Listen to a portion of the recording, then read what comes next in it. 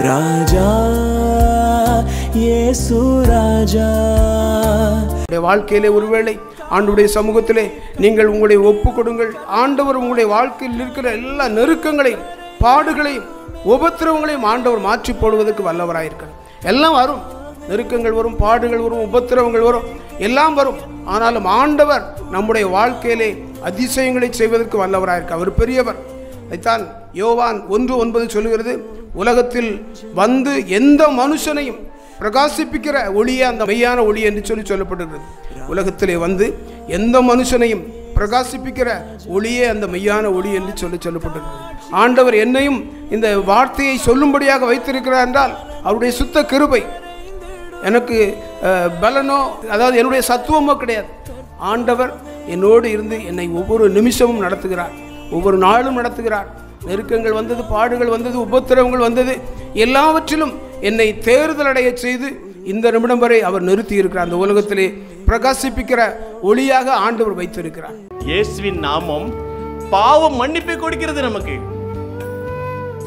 மன்னிப்பதற்கு மனிதன் கிடையாது. மனிதர் யாரும் எதுவும் செய்ய முடியாது. குருவானவர்கள் எதுவும் செய்ய முடியாது. ஊழியக்காரர்கள் எதுவும் பண்ண முடியாது. மன்னிக்கிற ஒரே நாமம் இயேசுவின் நாமம். இயேசுவின் நாமத்தினாலே மன்னிப்பு உண்டு என்பதை தீர்க்கதரிசிகள் முன்பாகவே சொல்லியிருக்கிறாங்கல்ல. ஒவ்வொரு கிறிஸ்தவனுக்கும் கட்டாயம் தேவை என்ன? ரட்சிப்பு. இன்னொரு பத்திரம் சொன்னா பாவ மன்னிப்பு. அந்த பாவ மன்னிப்பு எங்க இருந்து கிடைக்குது? இயேசுவின் நாமத்தினாலே. இயேசுவின் நாமம் நமக்கு பாவ மன்னிப்பை கொடுக்கிறது. இயேசுவின் நாமத்தை சும்மா எல்லாரும் சொல்லிட முடியாது.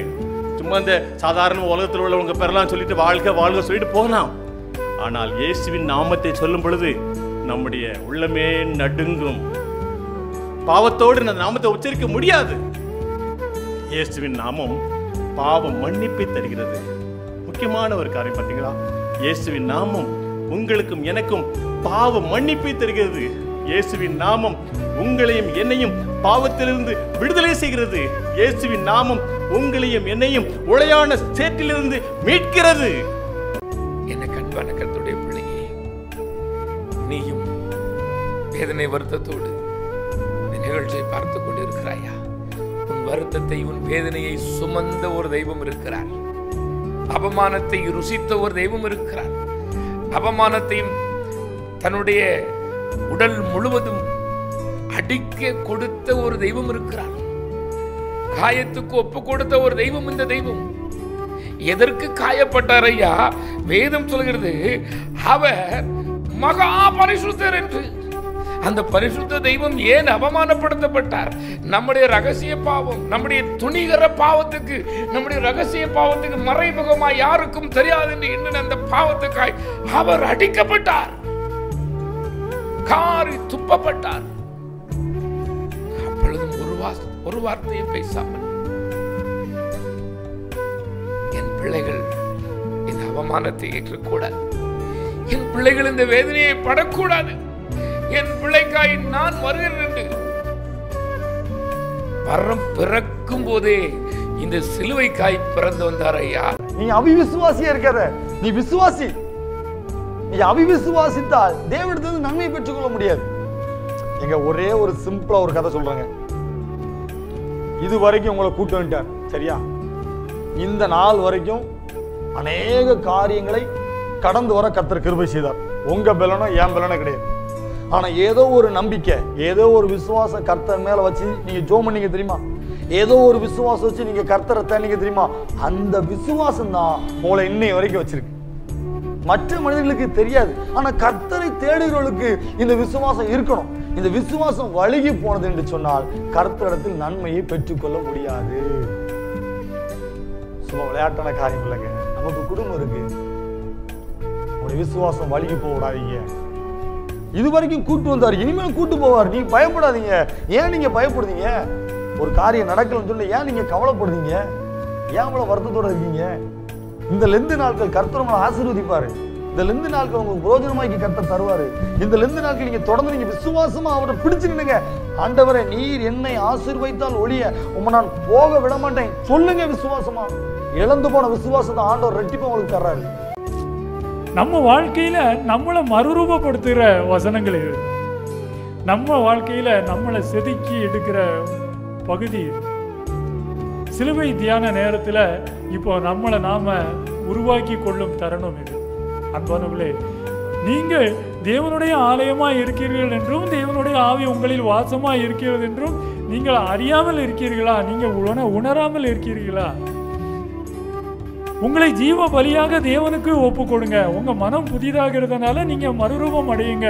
சரீரம் வேசித்தனத்திற்கல்ல, கர்த்தருக்கே உரியது. கிரயத்துக்கு கொல்லப்பட்டீர்கள். உங்கள் சரீரத்தினால தேவனை நீங்க மகிமைப்படுத்துங்க. மகிமைப்படுத்தி நீங்க வாழுங்க.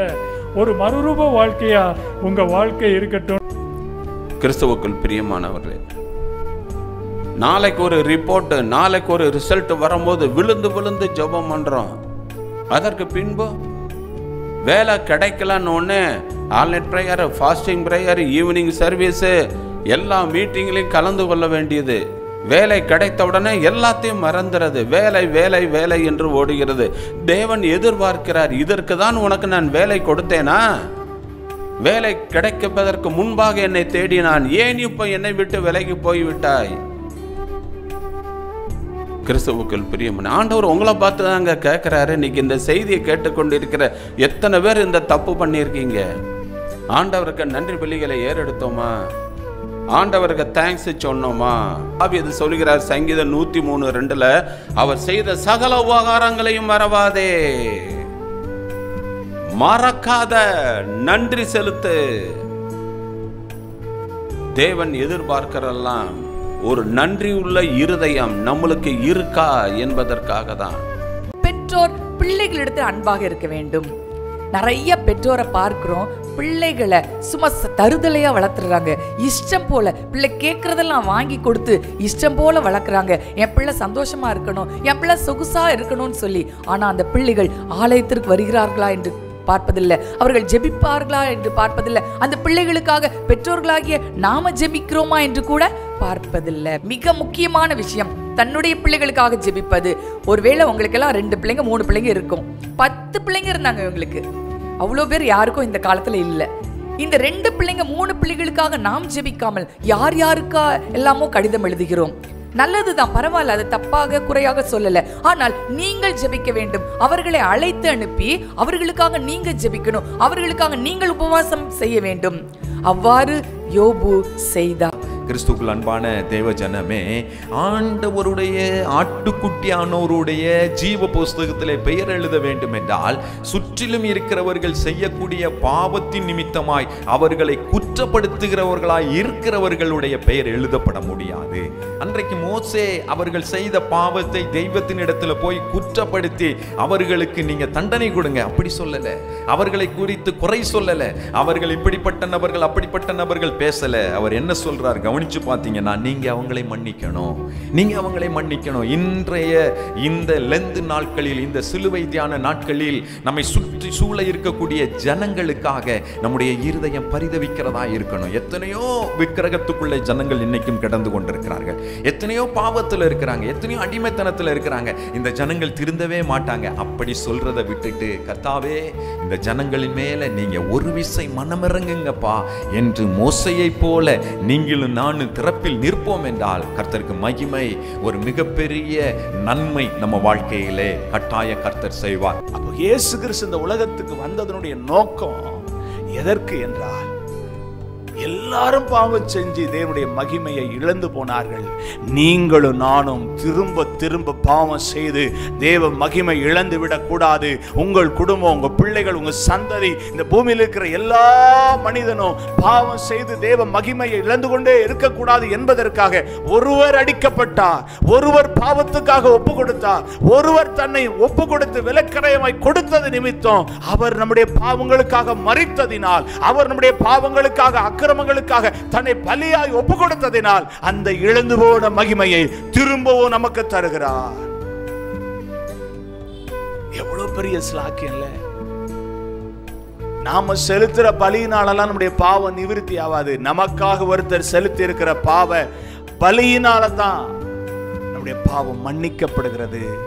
நமக்கு தேவ மகிமையை, விசுவாசிக்கிற பிள்ளைகளுக்கு கர்த்தர் கொடுக்கிறார். இயேசு கிறிஸ்து என் பாவத்துக்காக பலியானார் என்று விசுவாசிக்கிற பிள்ளைகளுக்கு அவர் மகிமையை வெளிப்படுத்துவார், மகிமையான வாழ்க்கையை கொடுப்பார். அதற்காகவே இயேசு வந்தார் என்பதை உங்க வாழ்க்கையில, என் வாழ்க்கையில அவர் நிரூபிக்கிறவராக இருக்கிறார். தீமையை வெறுப்பதே கர்த்தருக்கு பயப்படக்கூடிய ஒரு பயம் என்று வேதம் சொல்லுகிறது. அப்ப நம்ம கர்த்தருக்குள்ள நம்ம பயந்து வாழுகிறோம் அப்படின்னு சொன்னா, ஏதோ ஒரு நம்ம சண்டை போட்டு கடந்துக்கிட்டு அவன் பெரிய கெட்டிக்கார, நான் பெரிய கெட்டிக்கார, அவரை எல்லாத்தையும் அடிச்சிருவாரே வச்சிருவாரே, அவர்கிட்ட பணம் நிறையா இருக்கு அப்படிங்கிறத சிலர் நம்ம பயப்படுவோம். ஆனால் அது இல்லை. கர்த்தருடைய கட்டளைக்கு நம்ம பயப்படுகிறோமா? ஓய்வினால நம்ம ஆசரிக்கமா? கர்த்தருக்குள்ள நம்ம கனிதரும் ஒரு செடியாக இருந்தால் அவர் நம்மளை சுத்தம் உள்ளவர்களாக ஆக்குவார்.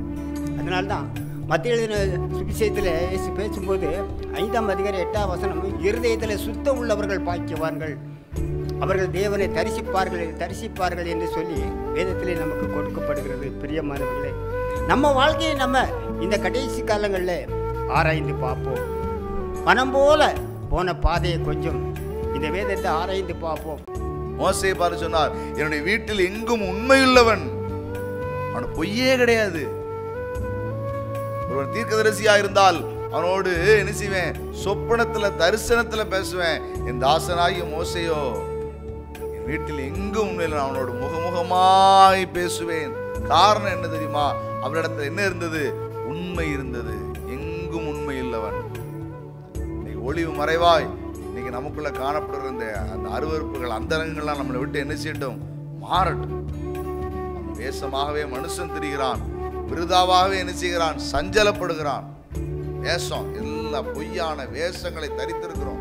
அன்னைக்கு ஒரு யாக்கோபு தன் சகோதரனாய் ஏசாவுடைய வேஷத்தை தரித்து கொண்டது போல இன்னைக்கு நாமும் நிறைய வேஷத்தை தரித்துக்கிடுறோம். பக்தி உள்ளவர்களைப் போல, பரிசுத்தம் உள்ளவர்களைப் போல, அன்பானவர்களைப் போல, கீழ்ப்படுகிறவர்களைப் போல மனுஷனுக்கு முன்பதாக அநேக மாய்மாலங்களை தரித்து கொண்டிருக்கிறோம். ஆண்டவர் இந்த மாய்மாலத்தில் என்ன செய்ய மாட்டார்? ஒரு நாள் நம்ப மாட்டார். இதை கேட்டுக்கொண்டிருக்கிற ஒவ்வொரு பிள்ளைகளுக்கும் நீங்களும் இந்த காலங்களை ஒரு அனுக்கிரக காலமாக எடுத்துக்கொண்டு ஆண்டவரை ஏற்றுக்கொள்ளும்படியாக, அவருக்காக வாழும்படியாக, இன்னும் விட வேண்டிய காரியங்கள் இன்னும் ஆண்டவருக்கு பிடிக்காத சினிமாவில் இருக்கலாம், போதை வஸ்துகளில் இருக்கலாம், ஜெபிக்காமல் இருக்கலாம், வேத வாசிக்காமல் இருக்கலாம், ஆண்டவர்கிட்ட சேர முடியாத பல காரியங்களில் இன்னும் நீங்கள் இருக்கலாம். எதாக இருந்தாலும் அதெல்லாம் விட்டு ஆண்டவருக்காக நம்ம இந்த காலங்களை பயன்படுத்திக்கொள்வோம். ஒவ்வொரு நாளும் ஒவ்வொரு தியானத்தை நம்ம தியான பகுதியில் இந்த சிலுவை தியான நேரத்தில் பார்க்குறோம். இந்த காரியங்களெல்லாம் நம்ம அபியாசப்படுத்தி நமக்கு ஒரு கொடுக்கப்பட்ட அனுக்கிரக காலம் என்று எண்ணி ஒவ்வொரு பிள்ளைகளும் தங்களை அர்ப்பணித்து இந்த நாட்களை பயன்படுத்தி கொள்ளும்படியாக ஆண்டவர் நமக்கு ஒரு அறைகோல் கொடுக்கிறார். அநேக வாலிபர்கள் தவறை செய்துவிட்டு தூங்க முடியாமல் போராடி கொண்டிருக்கிறார்கள். அநேகர் கற்பை இழந்து விட்டார்கள். தேவப்பிள்ளையே, ஆண்டவர் இந்த நாளில் குற்ற மனசாட்சியோடு வாழ்ந்து கொண்டிருக்கிறீர்களா? ஆண்டவர் இந்த காரியத்தை ஒருவேளை நாம் கள்ளனை போல கல்வாரிக்கு ஓடி வருவோம். ஒருவேளை முதியோர்களாக இருக்கிற நாம கூட ஒருவேளை வாலிபத்தில் சில பாவம் செய்திருக்கலாம். ஒருவேளை நம்ம திருப்தியாக இருந்து கொண்டு இருக்கலாம். ஒருவேளை கள்ளனை போல மனசாட்சி உங்களை குற்றி கொண்டு இருக்கிறதா? ஆண்டு சொல்கிறாரு, மனசாட்சி குத்துப்பட்டுக்கிட்டு இருக்குமானால் இன்றைக்கு கல்வாரிக்கு வருவோம். இந்த காலகட்டத்திலே உலகம் பாவத்தை தண்ணீர் போல பருகி கொண்டிருக்கிறதை பார்க்கிறோம். ரட்சிப்பு என்பது ஒருவேளை அது வார்த்தையிலேயே காணப்படுகின்றது. கிறிஸ்தவ சமுதாயத்திலே பல்வேறு நிலைகளிலே மனிதர்கள் ஆண்டவர் எனக்காய் இரத்தம் சிந்தியிருக்கிறார், சிலுவையிலே எனக்காய் மீட்பை சம்பாதித்து வைத்திருக்கிறார் என்பதை உணராமலேயே வாழ்ந்து கொண்டிருப்பதை பார்க்கிறோம். சிலுவை ஒரு மனிதனுடைய வாழ்விலே மீட்பை, ரட்சிப்பை கொண்டு வருகிறது. எப்பொழுது மனம் திரும்பி ஆண்டவருடைய சமூகத்திலே தன்னை அர்ப்பணிக்கின்ற பொழுது. ஒருவன் என்னை பின்பற்றி வர விரும்பினால் அவன் தன்னைத்தான் வெறுத்து தன் சிலுவை எடுத்துக்கொண்டு வர வேண்டும் என்று மத்தேயு 16:24 நாம் பார்க்கிறோம். அவர் மனுஷரூபமாய் காணப்பட்டு மரண பரியந்தம், அதாவது சிலுவையில் மரண பரியந்தம் கீழ்ப்படிந்தவராகி தம்மை தாமே தாட்டினார் என்று நாம் பார்க்கிறோம். ஆகவே அன்பான தேவனுடைய பிள்ளைகளே, இந்த வேளையில் இயேசு கிறிஸ்துவின் இரத்தம் சகல பாவங்களையும் நீக்கி நம்மை சுத்திகரிக்கும் என்று யோவான் 1 யோவான் 1ஆம் அதிகாரம் 7ஆம் வசனத்திலே சொல்லப்பட்டிருக்கிறது. மாசற்ற குற்றமற்ற பழுத்த இரத்தத்தை சிந்தி நம்முடைய வாழ்க்கையிலே காணப்பட்ட எல்லா சாபங்களையும் பாவங்களையும் அவர் சிலுவையில் சிந்த இரத்தத்தின் மூலமாக நமக்கு மேன்மைப்படுத்தியிருக்கிறார். அன்பான தேவனுடைய பிள்ளைகளே, கண் தானம் பண்ணிடலாம், அன்பான் கிட்னி தானம் பண்ணிடலாம், இரத்த தானம் பண்ணிடலாம். உயிரை கொடுக்க முடியுமா? உயிரை கொடுக்கவே முடியாது. உயிரை கொடுத்தவர் நம்முடைய ஆண்டவர் தான். இயேசு கிறிஸ்துவின் ரத்தம் சகல பாவங்களை நீக்கி நம்மை சுத்திகரிக்கும். ஆண்டவர் உங்களுக்குள்ள உணர்த்தி பரிசுத்த ஆவியானவர் பாவத்தை குறித்தும் நீதியை குறித்தும் நியாய தீர்ப்பை குறித்து கண்டித்து உணர்த்துகிறார். அவர் உங்களுக்குள்ள உணர்த்தி கொண்டிருக்கிற அந்த சத்தத்துக்கு உங்கள் மனசாட்சியில் ஆண்டவர் பேசுகிறார் இல்லையா, இதெல்லாம் நம்ம வீட்டில் ஒரு பாவமாக இருக்குது, என் வாழ்க்கையில் இது பாவமாக இருக்குன்னு உங்களுக்கு கண்டித்து உணர்த்துறார் இல்லையா, அதை குறித்து நீங்கள் அசதியாக இல்லாமல் அந்த காரியங்களை குடும்பமாகவோ தனிப்பட்டோ நீங்கள் உட்கார்ந்து ஜெபம் பண்ணி அந்த பாவங்களை அறிக்கையிட்டு, இயேசுவே எங்களுக்கு இந்த பாவங்களை மன்னியும், உங்களுடைய இரத்தத்தினால் எங்களை கழுவும் என்று சொல்லி உங்களையும் உங்கள் குடும்பத்தையும் நீங்கள் பரிசுத்தப்படுத்திக் கொள்வீர்கள் என்றால் தேவன் சொல்லுகிறார், உங்களுக்கு நான் அற்புதங்களை செய்வேன். அல்லேலூயா. அப்போ பரிசுத்தம் பண்ணிக்கொள்ள நம்முடைய வாழ்க்கை அவருடைய வார்த்தையினாலும் அவருடைய இரத்தத்தினாலும் அவருடைய நமக்குள் கண்டித்து உணர்த்துகிற பரிசுத்த ஆவியாண்ட வல்லமையினாலும் நம்மை பரிசுத்தம் பண்ணிக்கொண்டே இருக்கணும். நம்ம குறைவுள்ளவங்க தான். ஒரு நேரம் நல்லா இருப்போம், இன்னொரு நேரம் சில தவறுகள் நம்ம வீட்டுக்குள்ளே நடந்துடும், நம்ம வாழ்க்கையில் நடந்துடும், பிள்ளைகளுக்குள்ளே நம்முடைய கணவனுக்குள்ளே மனைவிக்குள்ளே இப்படிலாம் நடந்துடும், நம்ம தொழிலில் நடந்துடும்.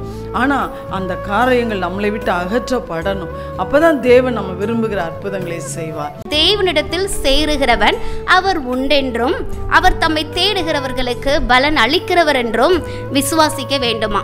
நீங்கள் தேவனை தேடுறீங்க, அப்போ தேவனை தேடுகிறவர்களுக்கு பலன் உண்டுன்னு சொல்லி முதல்ல உங்களுக்குள்ள விசுவாசம் வரணுமா. நீங்கள் எவ்வளோ பெரிய பிரச்சனைக்காக நீங்கள் ஜெபம் பண்ணுறதுக்காக ஆண்டவருடைய சன்னிதானத்துக்கு வந்திருக்கலாம். அப்போ ஜெபிக்கும் போது என்னவோ சொல்லிட்டு கடந்து போகிறது போல் உங்கள் சூழ்நிலை இருக்கலாம். ஜெபம் பண்ணிட்டு தூரமாக போயோ அல்லது 1 நாள் 2 நாள் கழித்து உங்களுக்குள்ள அந்த ஜெபம் பண்ணதுக்கான அந்த விசுவாசம் இல்லாமல் இருக்குமானால் உங்களுக்குள் கொடுக்கப்பட்டிருக்கிற அதிக விலையேற பெற்ற விசுவாசத்தை பிசாசானவன் திருடி இருக்கிறான் என்பதை இன்றைக்கு அடையாளமாய் தெரிந்து கொள்ளுங்கள். 2வது அதே பகுதியில் சொல்லியிருக்காங்க, அவர் தம்மை தேடுகிறவர்களுக்கு பலன் அளிக்கிறவர் என்றும் விசுவாசிக்க வேண்டுமா. நீங்க ஆண்டவரை தேடுகிற எந்த காரியங்கள் ஆயினும் அவரால் உங்களுக்கு பதில் உண்டு, அவரே பதில் தருகிறவராய் இருக்கிறார் அப்படி என்று சொல்லி நீங்கள் விசுவாசிக்க வேண்டுமா.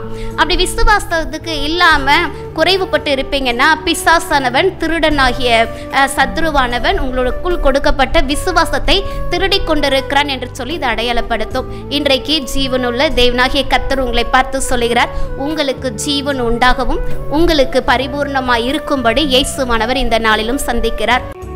அன்புக்குரியவர்களே, இயேசு என்ன மாதிரியை வைக்கின்றார்? இந்த பூ உலகில் உள்ள மனுக்குலம் அனைத்திற்கும் தாழ்மையின் அவதாரமாய் திகழ்ந்தார், தாழ்மையின் சின்னமாக திகழ்ந்தார். தாழ்மை, அவருடைய தாழ்மையை குறித்து வேதத்திலே வாசிக்கின்றோம். சிலுவையின் மரண பரியந்தம் தம்மை தாழ்த்தினார். அன்புக்குரியவர்களே, அவர் பாடுபடும் போது பயமுறுத்தாமலும் அவர் சிலுவையில் அகோர வேதனை படும் பொழுது துன்புறுத்தாமலும் வையாமலும் அவர் பாடுகளை சகித்தார் என்று வேதத்தில் வாசிக்கின்றோம். இந்த உலக வாழ்க்கையில எத்தனையோ பாடுகள் வரலாம், எத்தனையோ துன்பங்கள் வரலாம், எத்தனையோ வேதனையின் பாதையில நாம நடந்து போகலாம். ஏசப்பா சொல்றாரு, இதை மாதிரியாக வைத்தேன். பிரியமானவர்களே, உங்கள் வாழ்க்கை நீங்கள் செய்கிற உங்களுடைய நடத்தை முறை எல்லாம் இயேசுவை பிரதிபலிக்கணும். அது நீங்கள் ஆண்டவருடைய வராதபடிக்கு மற்றவர்களே இவர்களால் ஜெபிக்கிறார்கள், இப்போ ஜெபித்து விட்டு இவர்கள் செய்கிற காரியம் வேறு மாதிரியாக இருக்கிறதே, போதும் அந்த இயேசு என்று சொல்லி உங்கள் வாழ்க்கை முறையை பார்த்து மற்றவர்கள் பின்மாற்றமோ இடரலடையாதபடி இடரடைந்து இயேசுவை பின்வாங்கிவிட்டு போகிறதுக்கு நீங்கள் ஒரு காரணமாக இருக்கக்கூடாது. இந்த காரியத்தில் நீங்கள் மிகுந்த கவனமாக வாழ வேண்டும். ஒரு சாட்சியுள்ள வாழ்க்கை வாழ வேண்டும்.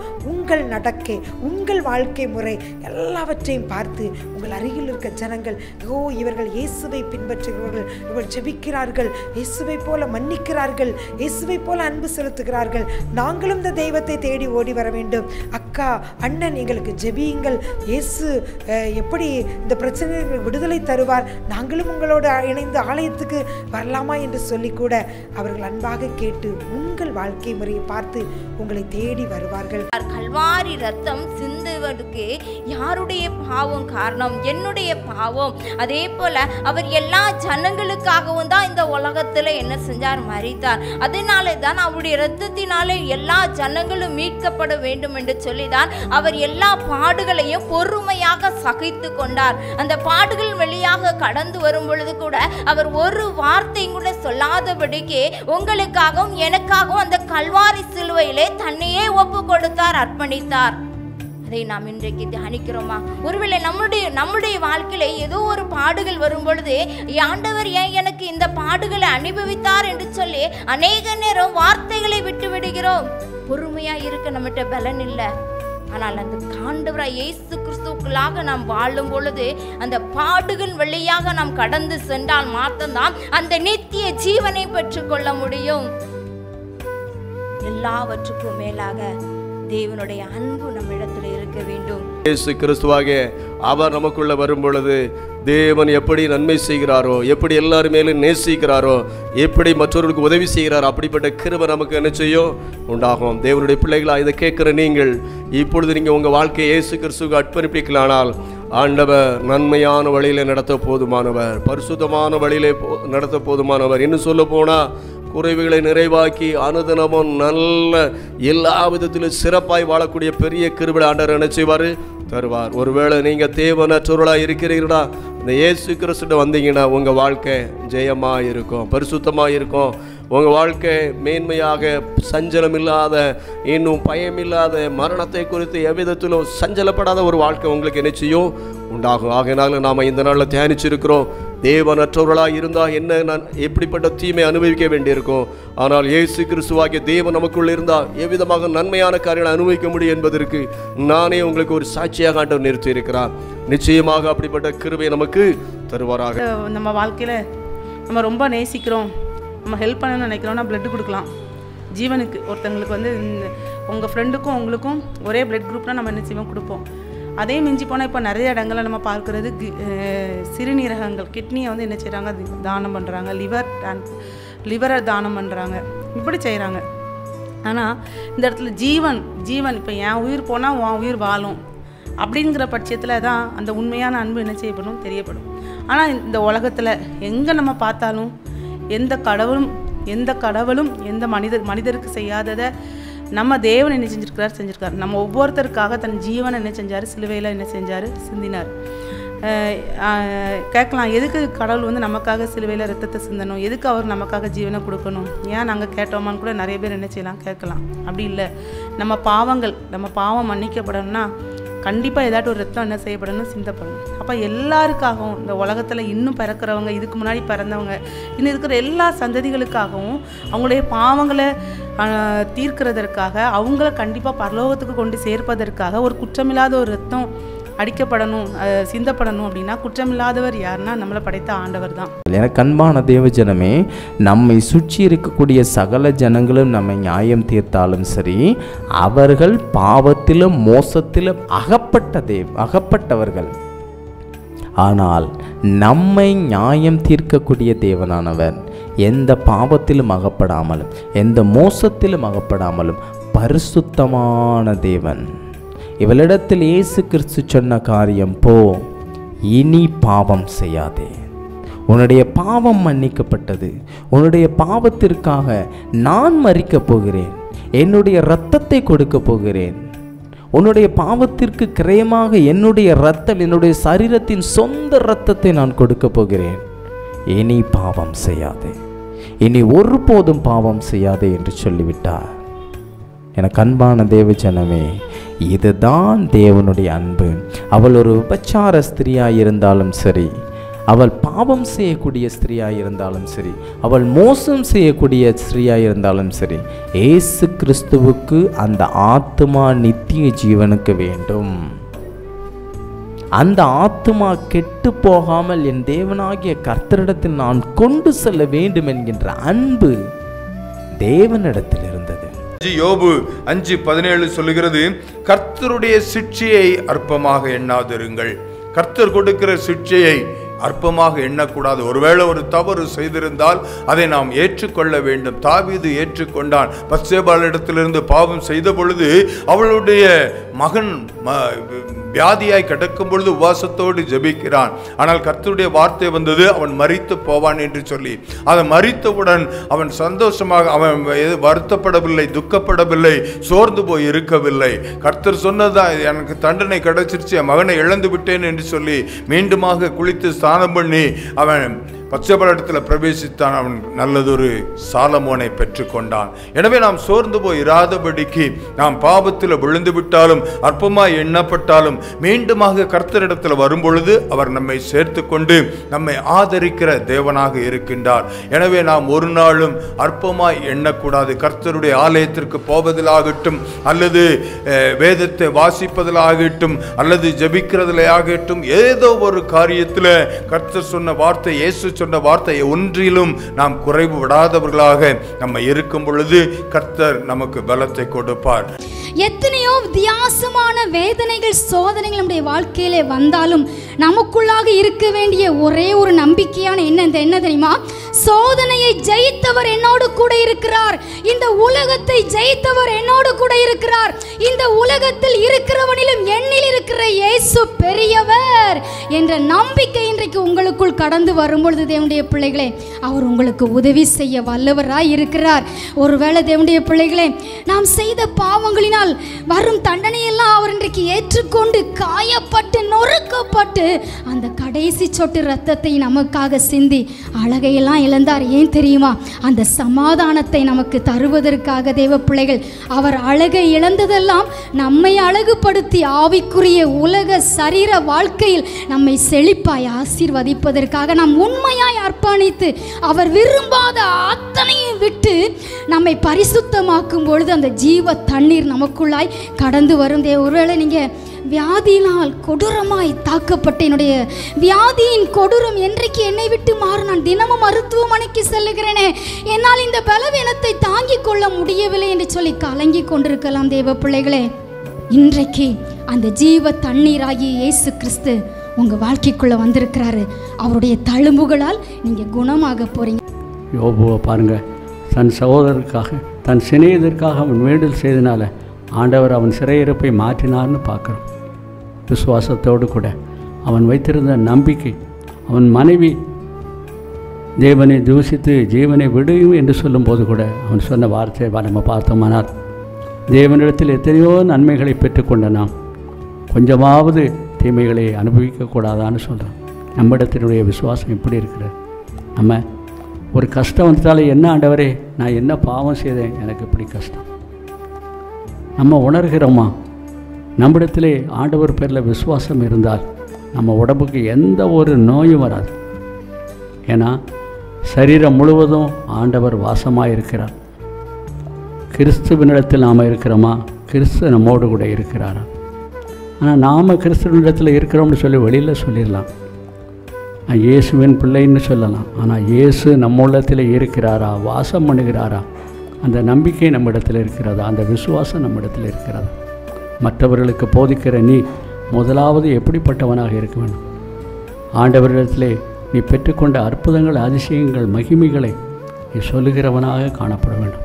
விசுவாசமுள்ள வாழ்க்கை தான் இன்றைக்கி ஒரு பெரிய உலகத்தையே மாற்றக்கூடிய அளவிலே, ஒரு பெரிய எழுப்புதலை கொண்டு வரக்கூடிய அளவிலே, ஒரு பெரிய அற்புதத்தை செய்யக்கூடிய அளவிலே காணப்படுகிறது. அன்பு பிள்ளைகளே, நீங்கள் ஒருவேளை இப்படிப்பட்ட இரட்டை வாழ்க்கை வாழ்ந்துக்கிட்டு இருந்தால் இன்றைக்கே ஆண்டவர் பக்கமாக திரும்புங்க. திரும்பி அவர் வாசப்படி என்று தட்டுகிறார், மகளே சொல்லுகிறார். அப்போ தான் நம்ம ஏசப்பாவை முழு இதயத்தோடு ஏற்றுக்கொண்டாதான் பரலோக ராஜ்யம் போக முடியும். ஏன்னா நமக்காக கல்வாரி சிலுவையில் ரத்தம் சிந்தின தெய்வம். மூக்கிட்ட சூடுறாங்க பாருங்க, வாரினால் அடித்தாங்க, எத்தனை வேதனை பாருங்க, அவமானமாக துப்புனாங்க, என்னெல்லாம் பாடுபடுத்தினாங்க. ஏசப்பா நமக்காக தான் அந்த பாடுகளை பட்டார். அந்தோனியாரோ இல்லை மரியாளோ யாருமே அந்த பாடுகள் படலை. இயேசு தான் நமக்காக பாடுபட்ட தெய்வம். நம்மை தேடி வந்த தெய்வம் அவர் தான். நம்முடைய பாவத்தை மன்னித்து பரிசுத்தமாக்குற தெய்வம் அவர் தான். நம்முடைய பாவத்தை மன்னித்தது மட்டும் இல்லை, பரலோக ராஜ்யத்துக்கு தகுதிப்படுத்துகிற தெய்வமும் அவர் தான். அதனால தான் அவர் இன்றைக்கும் உயிரோடு கூட இருக்கிறார். உயிரோடு கூட இருக்கிற அன்பு பிள்ளைகளே, நமக்காக அவர் சிலுவையில் பேசிய வார்த்தைகள், நமக்காக சிலுவையில் சிந்திய இரத்தங்கள், நமக்காக அடிக்கப்பட்ட ஆணிகளால் அடிக்கப்பட்ட காயங்கள், அதை பார்க்க வேண்டும். நமக்காக எவ்வளோ தியாகம். ஒரு நிமிஷம் நம்ம யோசித்து பார்த்தோன்னீங்களேன். சும்மா நம்ம பைபிள் வாசிக்கலாம், ஆண்டவர் நமக்காக ஜீவனை கொடுத்தார், நமக்காக சிலுவையில் தொங்கினான்னு அப்படி பார்க்காம யோசித்து பார்த்தோன்னீங்களேன். பிறருக்காக ஒரு அடி நம்ம வாங்குவோமா? தப்பு நான் தான் செஞ்சேன், அவன் செய்யலை, என்ன அடிங்கன்னு ஒரு அடி நம்ம வாங்குவோமா? வாங்க மாட்டோம். ஆனால் நம்ம செஞ்ச பாவங்கள், நம்ம செஞ்ச அக்கிரமங்கள், நம்ம செஞ்ச எல்லா தீமைகளுக்காக அவர் அதை ஏற்றுக்கொண்டு நம்ம வாங்கக்கூடிய எல்லா அடியும் அவர் வாங்கினார். அந்த சிலுவையை நம்ம நோக்கி பார்க்கும்போது நம்மகிட்ட பெருமை இருக்காது, நம்ம வெட்கப்பட மாட்டோம், நம்ம இந்த ஆசைகளுக்கு முக்கியத்துவம் கொடுக்க மாட்டோம், நம்ம வெட்கப்பட மாட்டோம், தேவனுடைய ஊழியக்காரர்களாக ஆகும். ஆட்டுக்குட்டியானவரும் தேவனாகிய கர்த்தராக இருக்கிற ஆண்டவர் கூட சிங்காசனத்திற்கு முன்பாகவும் ஜீவன்களுக்கு முன்பாகவும் பாருங்க, அந்த 1,44,000 பேர் ஆட்டுக்குட்டியானவரை விட்டு பிரியாமல் பின்பற்றுகின்ற அந்த கூட்டத்திலே உங்களையும் என்னையும் சேர்த்து கொள்ளும்படியாகத்தான் ஆண்டவராகிய இயேசு கிறிஸ்து இந்த உலகத்திலே 2000 ஆண்டுகளுக்கு முன்பதாக இந்த பூமிக்கு வந்து மனுஷகுமாரனாக வந்து நம்முடைய பாவங்களை சுமந்து தீர்த்தார் என்று நாம் வேதத்தில் வாசிக்கிறோம். அதைத்தான் அவருடைய பரிசுத்தவான்களாக, கர்த்தருடைய பரிசுத்தவான்களாக, கரைதிரை அற்றவர்களாக, பாவம் இல்லாதவர்களாக, பாவத்திற்கு விலகுகின்றவர்களாக அந்த பரிசுத்த ஆண்டவரோடு வாசம் செய்வதற்கு போதுமானவர்களாக கர்த்தர் சொல்லுகின்றார். உங்களை நான் மற்ற ஜனங்களை விட்டு பிரித்தெடுத்தேன். நான் பரிசுத்தராய் இருக்கிறது போல நீங்களும் எனக்கு ஏற்ற பரிசுத்தர்களாக இருக்க வேண்டும் என்று சொல்லித்தான் நான் மற்ற ஜனங்களை விட்டு பிரித்தெடுத்தேன் என்று கர்த்தராகிய ஆண்டவர் சொல்லுகின்றார். நம்ம பரிசுத்தமாக இருக்க வேண்டும். ஆண்டவராகிய இயேசு கிறிஸ்து என்ன சொல்லுகிறார்? விழித்திருங்கள் என்று சொல்லுகிறார். எதற்காக நம்ம விழித்திருக்கணும்? சோதனைக்குட்படாதபடிக்கு விழித்திருந்து ஜெபம் பண்ணுங்கள் என்று சொல்லி வேதத்தில் நம்ம பார்க்கிறோம். என்ன விதமான சோதனைகள்? இந்த உலகத்தின் பாவம், இந்த உலகத்தில் இருக்கக்கூடிய கொடிய பாவங்களுக்காகவும், பாவங்களில் நம்ம விழுந்து விடாதபடிக்கு, சத்ருவானவனுடைய கண்ணியில் நம்ம சிக்கி விடாதபடிக்கு பார்க்கிற வாலிபர்கள் கேம்ஸுக்கும் காதல்னு வலையில் இன்னும் எத்தனையோ விபச்சாரம், வேசித்தனம், எவ்வளவோ காரியங்கள் நம்ம இந்த உலகத்தில் நம்ம பார்க்கிறோம். இந்த சோதனைகளுக்குள்ளாக நம்ம வந்து சிக்கி விடாதபடிக்கு நம்ம வந்து விழித்திருந்து ஜெபம் பண்ணணும்னு சொல்லி நம்ம வேதத்தில் பார்க்கிறோம். அதே போல் நம்மளும் விழித்திருந்து ஜெபம் பண்ணணும். இந்த பிரச்சனைகள், நம்மளுக்கு வருகிற பாடுகளில் நம்ம வந்து மூழ்கி போயிடக்கூடாது, அதிலே அமிழ்ந்து போயிடக்கூடாது. அதற்காகவும் நம்ம வந்து விழித்திருந்து ஜெபம் பண்ணுகிறவர்களாய் காணப்படணும். எத்தனை பேர் பெற்றோருக்கு செய்கிற கடமைகளை உண்மையாக செய்கிறோம்? ஆண்டவர் தேவனாகிய கர்த்தர் உனக்கு கொடுத்த தேசத்திலே உன் வாழ்நாள் நீடித்திருப்பதற்கு உன் தகப்பனையும் உன் தாயையும் கனம் பண்ணுவாயாக.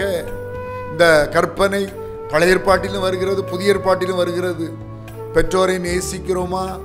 பெற்றோருக்கு கீழ்ப்படுகிறோமா? பெற்றோருக்கு தேவையான கனத்தை கொடுக்கிறோமா? பெற்றோருக்கு தேவையான உதவிகளை செய்கிறோமா? மறந்து போய்விடக்கூடாது. நீதிமொழிகள் 30:17 வாசிக்கிறேன். நீதிமொழிகள் 30:17. தகப்பனை பரியாசம் பண்ணி தாயின் கட்டளையை அசட்டை பண்ணுகிற கண்ணை நதியின் காகங்கள் பிடுங்கும், கழுகின் குஞ்சுகள் தின்னும் என்று வேதம் கடுமையாக எச்சரிக்கை செய்கிறது. தகப்பனுக்கும் தாய்க்கு வேண்டிய மரியாதை, கனம், உதவி எல்லாவற்றையும் நாம் செய்வோம்.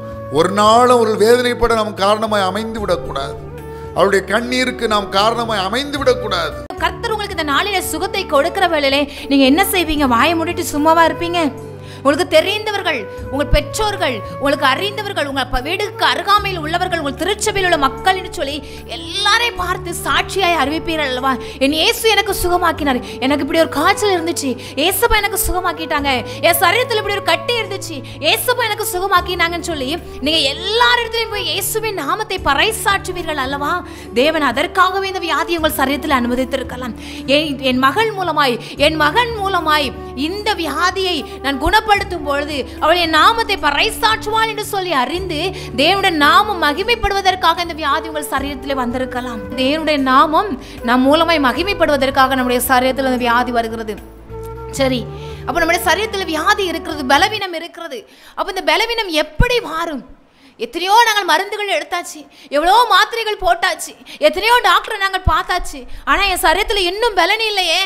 நான் ஒவ்வொரு நாளும் இந்த வலியினால், இந்த வேதனையினால் கொடிய அவதைப்பட்டு கொண்டிருக்கிறேனே, அப்போ நான் எப்படி சுகத்தை பெறுவது என்று சொல்லி நாம் இந்த வேலையில நாம் புலம்பிக் கொண்டு இருந்தோமானால் கர்த்தர் உங்களை பார்த்து சொல்லுகிறார், நீ சுகமாக வேண்டும் என்று விரும்புகிறாயா? உன்னுடைய பலவீனம் மாற வேண்டும் என்று விரும்புகிறாயா என்று சொல்லி இந்த நாளிலே நம்மை பார்த்து கேட்கிறார். நல்ல மேய்ப்பனாக நம்முடைய எஜமானாரே கர்த்தராகிய இயேசு கிறிஸ்து இந்த உலகத்தில் வரும்பொழுது 2 தன்மையோடு ஜீவித்தார். மனித தன்மையோடு எல்லாவற்றையும் செய்தார். சீசர்களோடு படகு சென்றார், குளித்தார், தூங்கினார், அவர்களை போல சாப்பிட்டார், உண்மைதான். ஆனால் தெய்வீக தன்மையோடு தேவன் தரக்கூடிய அந்த வல்லமையின் மூலமாக எழும்பி பிரகாசித்தார். 33 ஆண்டுகளில் அவருடைய ஜீவியம் கர்த்தர் திட்டத்தின் பிரகாரம், பிதாவுடைய திட்டத்தின் பிரகாரம் அடிக்கப்பட்ட, நொறுக்கப்பட்டார், சிலுவையில் அறையப்பட்டார். கொடூர சனங்கள் மூலமாக, ஒரு கூட்ட சனத்தின் மூலமாக தன்னை அர்ப்பணித்து அடக்கம் பண்ணப்பட்டார். அது மட்டுமல்ல, 3ஆம் நாள் என் யூத ராஜ சிங்கம் உயிர்த்தெழுந்தார். ஏசாயா 53ஆம் அதிகாரம் 5ஆம் வசனத்தில் சொல்லியிருக்கிறபடி, நம்முடைய மீறுதல்கள் நிமித்தம் அவர் காயப்பட்டு, நம்முடைய அக்கிரமங்கள் நிமித்தம் அவர் நொறுக்கப்பட்டார். நமக்கு சமாதானம் உண்டு பண்ணும் ஆக்கினை அவர் மேல் வந்தது, அவருடைய தழும்புகளால் குணமாகிறோம். ஆம் தேவ பிள்ளைகளே, நம்முடைய பாவங்களினால் வந்த நோய் சமாதானமற்ற வாழ்க்கையை மாற்றத்தான் நம்முடைய பரம தகப்பன் இயேசு கிறிஸ்து சிலுவையிலே நொறுக்கப்பட்டு கடைசி சொட்டு ரத்தம் வரை நமக்காய் அவர் சிந்தினார். நமக்காகத்தான் அவர் இந்த உலகத்திலே மனிதனாய் பிறந்து, நம்முடைய பாவங்களுக்காகத்தான் அவர் இந்த உலகத்திலே நொறுக்கப்பட்டு, நமக்காகத்தான் அவருடைய கடைசி சொட்டு ரத்தம் வரை நமக்காக சிந்தி நம்மளை பாவிகளிலிருந்து ரட்சிக்கும்படியாய் தம்முடைய உயிரையே நமக்காக கொடுத்தார். 1 யோவான் 1ஆம் அதிகாரம் 7ஆம் வசனத்தில் சொல்லப்பட்டபடி, இயேசு கிறிஸ்துவின் இரத்தம் சகல பாவங்களையும் நீக்கி நம்மை சுத்திகரிக்கும். நம்மை அவருடைய இரத்தத்தினாலே சுத்திகரிப்பது மட்டுமல்ல, கொலோசியர் 1ஆம் அதிகாரம் 14ஆம் வசனத்தில் சொல்லப்பட்டபடி அவருடைய இரத்தத்தினாலே பாவமன்னிப்பாகிய மீட்பு நமக்கு கிடைத்தது. தேவ பிள்ளைகளே, நாம் செய்த பாவத்திற்கு மன்னிப்பு கொடுத்து பரிசுத்தமான ஒரு வாழ்க்கையை நாம் வாழத்தான், அவருடைய சமாதானத்தால் நிரப்பத்தான் ஆண்டவர் இந்த உலகத்திற்கு வந்தார். அது மட்டுமா, பாவத்திலிருந்து வந்த வியாதியை குணமாக்கவும் அவர் செய்கிறார். பாவத்திலிருந்து அநேக நோய்கள் வருகிறது, அது மட்டுமா, பாவத்திலிருந்து வந்த வியாதியிலிருந்தும் குணமாக்குகிறார். இன்றைக்கு நம்மளும் ஒவ்வொரு நாளும் நம்ம சரீரத்தை வழக்கத்தின்படியே அர்ப்பணிக்கிறவர்களாக நம்ம மாற வேண்டும் என்று சொல்லி தேவன் நம்மளிடம் எதிர்பார்க்கிறார். இன்றைக்கு நம்ம எதற்கெல்லாம் நம்ம ஒப்பு கொடுத்து இருக்கிறோம்? உலக காரியங்களை சரீரத்தை ஒப்பு கொடுத்துருக்கோமா? எதற்காக நம்ம அர்ப்பணித்து கொண்டு இருக்கிறோம்? இன்னைக்கு ஆவியானவர் நம்மள்ட்ட எதிர்பார்க்கிறார். உங்க ஆவி, ஆத்மா, சரீரங்களை நீங்க எனக்காக ஒப்பு கொடுப்பீர்களா, எனக்காக அர்ப்பணிப்பீர்களா என்று சொல்லி ஆவியானவர் இன்னைக்கு நம்மள்ட்ட எதிர்பார்க்கிறார். அன்றைக்கு சீஷர்கள்ட்டையும் ஆவியானவர் அதைத்தான் எதிர்பார்த்தார். நீங்களும் வழக்கத்தின்படியே ஒப்பு கொடுங்க, அப்போ உங்களை அர்ப்பணிங்க என்று சொல்லி ஆவியானவர் சீஷர்கள்ட்ட வேண்டிக் கொண்டார் என்று சொல்லி பார்க்கிறோம். இன்னைக்கு நம்மட்டையும் இயேசு கிறிஸ்து எதிர்பார்க்கிற முதலாவது காரியம், அந்த கெத்சமனே தோட்டத்தில், அந்த ஒலிவ மலையில தேவன் நம்மளை பார்த்து கேட்கிறார், ஒரு அர்ப்பணிப்பு நிறைந்த வாழ்க்கை வேண்டும். நான் உங்கள்கிட்ட எதிர்பார்க்கிறது அர்ப்பணிப்பு நிறைந்த ஒரு வாழ்க்கை. ஆவியானவர், நீ உன்னுடைய சரீரத்தை, உன்னுடைய ஆத்துமாவை எனக்காக ஒப்பு கொடுப்பாயா என்று சொல்லி ஆவியானவர் நமக்கு முதலாவது இந்த காரியத்தை நம்மளிடம் எதிர்பார்க்கிறார். இந்த நாளிலே கூட அருமையான கர்த்தருடைய பிள்ளைகளை அவர் நமக்கு ஒரு மன்னிப்பை கொடுக்கிறார். தேவனாகிய கர்த்தர், ஆண்டவராகிய இயேசு கிறிஸ்து நமக்காக இரத்தத்தை சிந்தின தகப்பன் பாருங்கள், நம்முடைய பாவங்களை நமக்கு மன்னிக்கிறார். இரத்தத்தின் மூலமாய் நமக்கு மன்னிக்கிறார். மன்னிப்பு உண்டு என்று போடப்பட்டிருக்கிறது. நாம் எப்படி இருக்கிறோம் அருமையானவர்களே? நம்முடைய வாழ்க்கையிலே பிறர் நமக்கு சில காரியங்களை சிலர் செய்யலாம். ஆனால் நம்முடைய வாழ்க்கையிலே கிறிஸ்துவை போல நாம் வாழுகிறோமா? கிறிஸ்துவை போல வாழுகிறோமா? அவர் நமக்காக செய்த காரியங்களை நாம் நினைவில் கொள்கிறோம் அருமையானவர்களே? உண்மையாகவே அவர் நம்முடைய பாவங்களை நமக்கு மன்னித்து உண்மையாக மன்னிப்பு உண்டு பண்ணியிருக்கிறார். அந்த இரத்தமானது நம்மளை சுத்திகரித்து ஊழியம் செய்யவும் நல் மனசாட்சி உடைய பிள்ளைகளாக வாழவும் தேவனாகிய கர்த்தர் நமக்கு கிருபை தருகிறாங்க. நானே வழியும் சத்தியமும் ஜீவனுமாய் இருக்கிறேன்னு சொல்லுகிறாரு. என்னை பின்பற்றுகிறவன் பிதாவை பின்பற்றுகிறான்னு சொல்லுகிறாரு.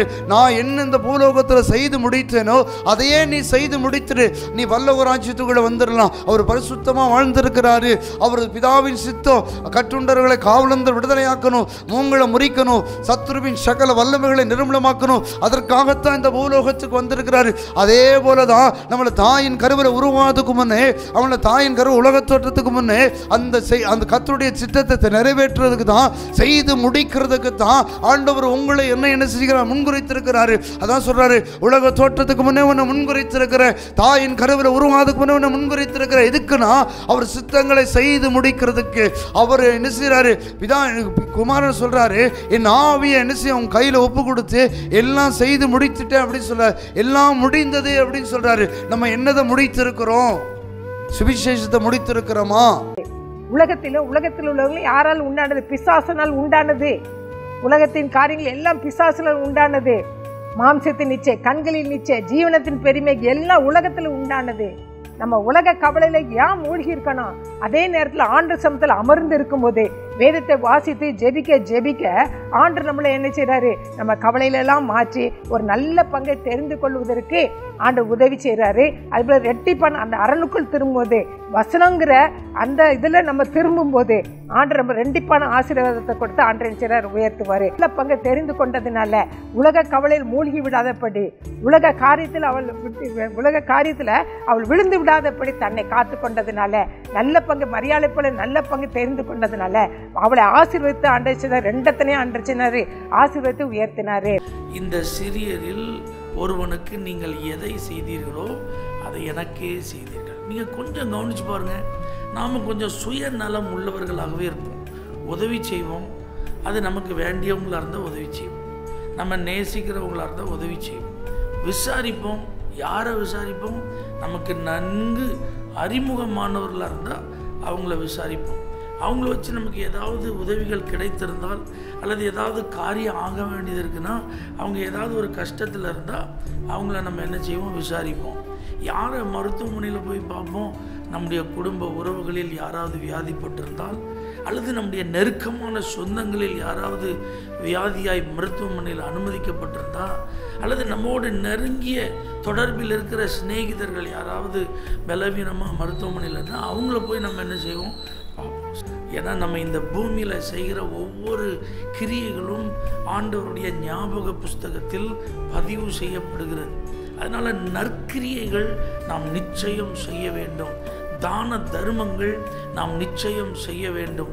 அது மாத்திரமல்ல, ஏழைகளை, திக்கற்றவங்களை, விதவைகளை, பரதேசிகளெல்லாம் நம்ம விசாரிக்கணும், அவங்களுக்கு உதவி செய்யணும். பழைய ஏற்பாட்டிலேருந்து புதிய ஏற்பாடு வரைக்கும் நீங்கள் ஃபுல்லாக கவனித்து பாருங்கள்.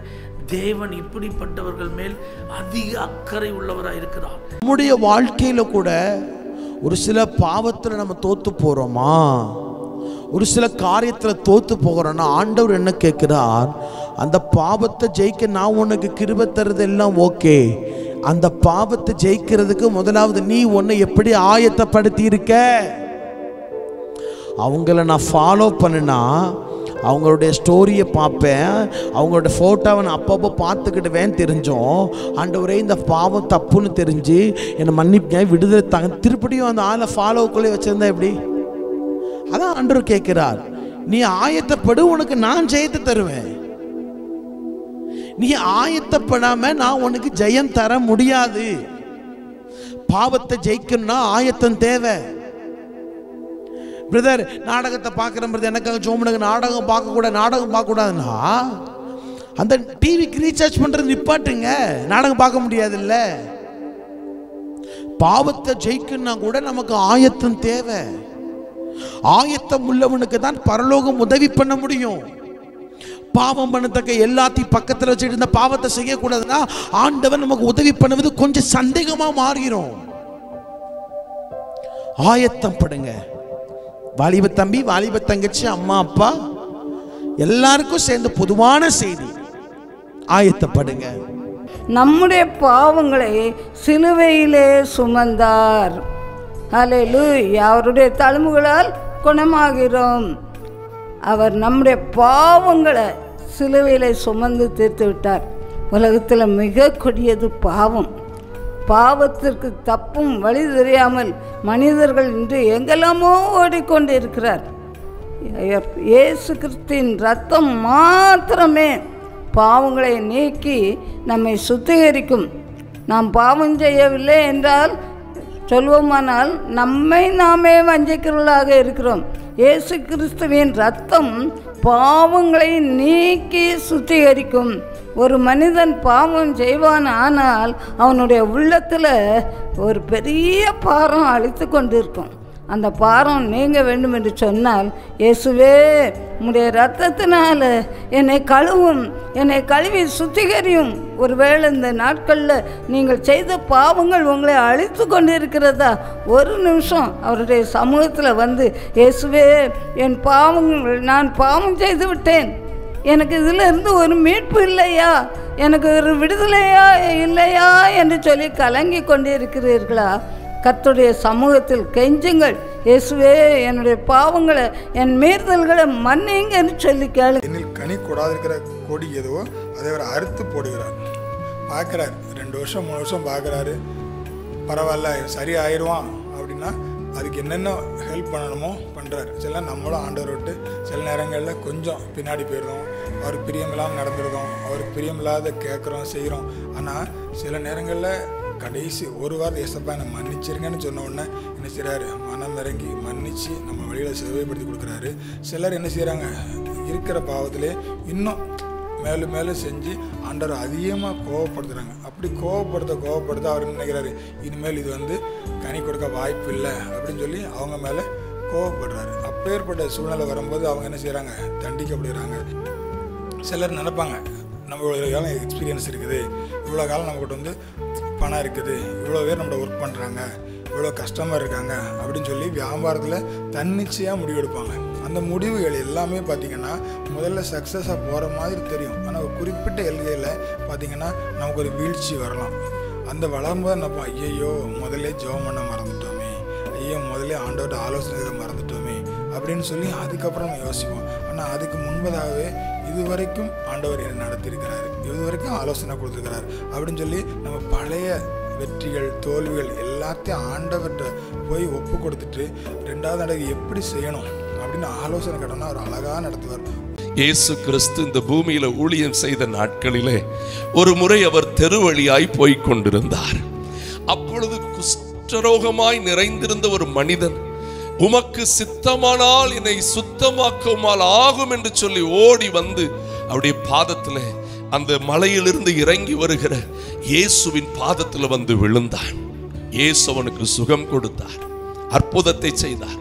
அதே இயேசுதான் இன்னொரு முறை ஆமேன் அவர் தெருவழியாய் போய்கொண்டிருக்கும் பொழுது ஆமேன் கண்கள் தெரியாத ஒருவன், தாவீதின் குமாரனே எனக்கு இறங்கும் என்று கூப்பிட்டான். தாவீதின் குமாரனே எனக்கு இறங்கும் என்று கூப்பிட்டான். அவன் கூப்பிட்ட உடனே எல்லாரும் அவனை கையை பிடிச்சு கொண்டு போய் இயேசு கிட்ட விடல. அவன் இருக்கிற பிச்சைக்கார நிலையை பார்த்து, அவன் இருக்கிற அந்த சூழ்நிலையை பார்த்து என்ன செய்தார்கள் தெரியுமா? அமைதலாயிரு, இயேசு போகிறார், அமைதலாயிரு, இயேசு போகிறார் என்று சொல்லி அவனை அதட்டினார்களா? எனக்கு அருமையானவர்களே, நம்ம வாழ்க்கையில அற்பமாய் நாம் எண்ணப்படும் பொழுது மற்றவர்கள் நம்மை அதட்டுகிறார்கள். ரொம்ப வேதனையானதுங்க அது.